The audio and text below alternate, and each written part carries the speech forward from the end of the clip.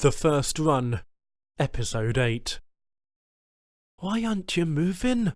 I murmured under my breath, as if the slightest noise would set off the fireworks between the two pirate packs. Dario tapped on the controls, one after another, and readouts bloomed and faded across the console. My question seemed to take a moment to register, before he stopped, finger hovering over a glowing semicircle that I thought might be our shield power. His eyebrows drew together as he looked at me. "Ever seen a mad dog in the street?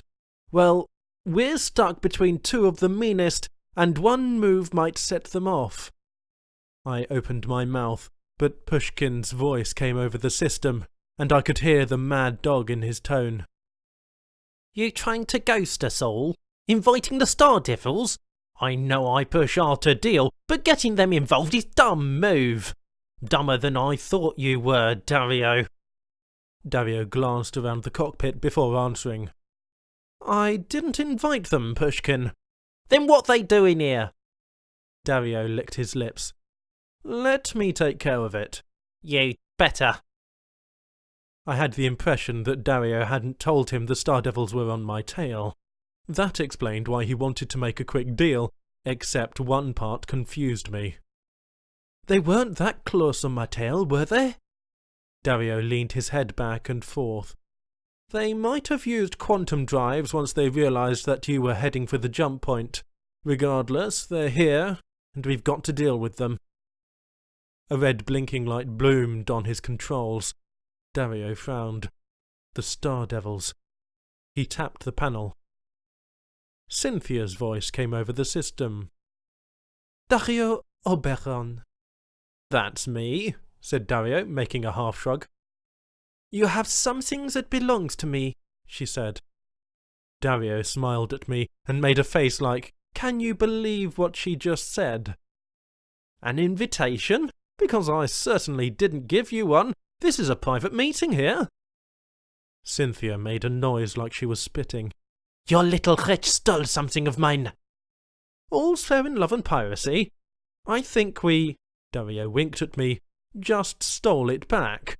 I assume old Thunderthighs is lurking back there somewhere." The comment seemed to thoroughly confuse Cynthia, which I guess was Dario's point. "Thunderthighs?" "My old friend Burnett, or did you jettison him out the airlock as any sensible human being would?" "He's here," growled Cynthia, "and he wants the data and her back." Dario raised an appraising eyebrow and showed me a thumbs up. My earlier terror at being obliterated wasn't gone, but I could breathe again. "And why would I want to do that?" asked Dario. "Because if you don't, we'll open fire on the Silent Suns, and you'll be space dust within seconds after that." The smile faded from Dario's lips. "And you'll lose your deal." "You win some, you lose some. Like you said, all's fair in love and piracy. Better that people know we can't be messed with than take a deal for something we know nothing about. And besides, Burnett says he can do better. That this was a one-off and he has lines on a weapon system that could make me swoon." I sprung straight up in my seat, and Dario reached over and tapped the screen. "He's lying!" I exclaimed as soon as communications had been silenced. "How can you know that?" he asked, wrinkling his nose. "I just know. I can tell," I said, but truthfully, it was just a hunch from my brief time with him. My argument was cut short when the panel pinged again. This time it was Pushkin from the Silent Suns. "What's taking so long? Why won't they leave? I don't want any triggers pulled. Let's just do the deal and be done with it. I'm feeling generous at 38% of original deal." Dario rubbed the back of his neck. I knew what he was thinking. I was thinking it too. If anyone tried to leave, Cynthia and the Star Devils would open fire. Otherwise, he'd probably jump at the deal just to get out of danger. "They're almost gone, Pushkin. Let me just finish," replied Dario, and the red communications light blinked again. "I'm sure we can work out a deal." "You'd better not be too timing."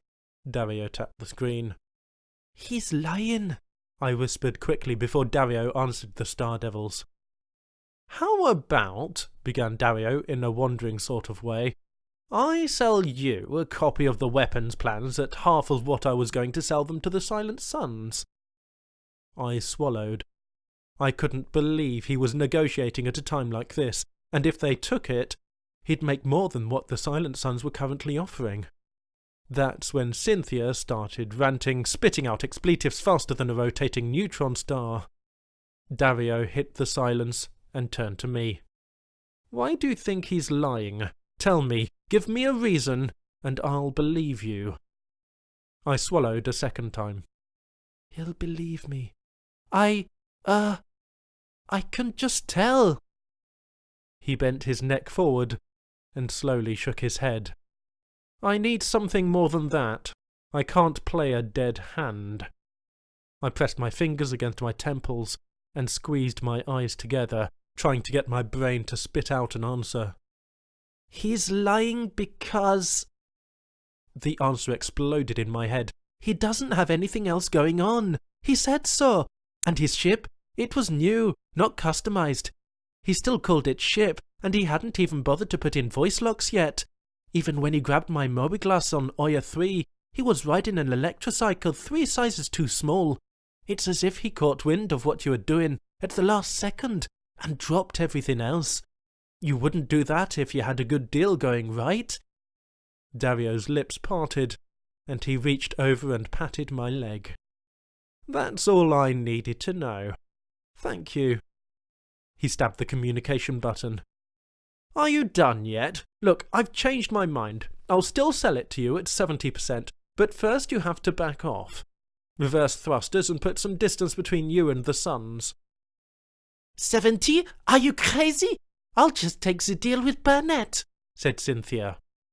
"I can't tell you whether he is lying, but he has no deal. Otherwise my friend wouldn't have bothered messing with mine. He's out of funds and desperate. Is that really who you want to hook your transport to?"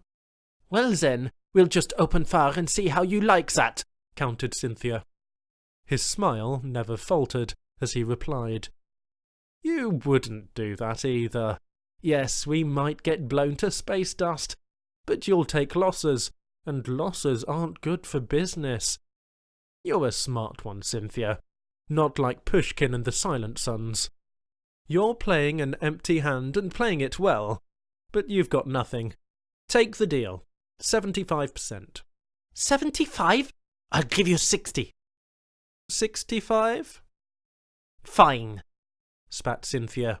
Deal. I'll send you the funds as soon as we get the transmission.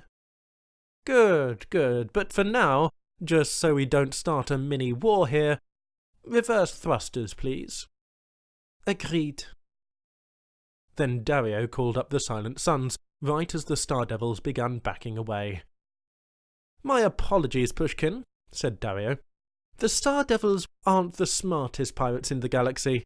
They didn't understand how easily you'd destroy them until I explained it." "Did they, eh?" said Pushkin. "Shall we do the deal then? 55%? I could almost hear Pushkin nodding. "Only because I want to be rid of this place. This place stinks like Star Devil skag. 45 and it's a deal." "You drive a hard bargain," conceded Dario as he winked at me. When communications were down and the red dots on the screen were moving away, Dario kicked his heels up on the panel and put his hands behind his head. "Too close, man. Too close." My jaw hung open.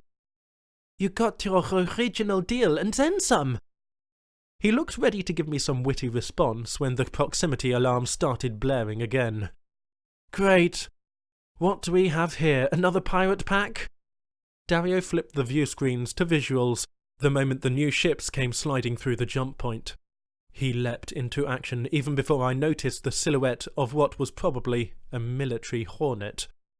His stone-eyed glance told me everything I needed to know about how bad it had just gotten. And then a similarly tagged bristling Idris frigate blew through the gate and opened fire.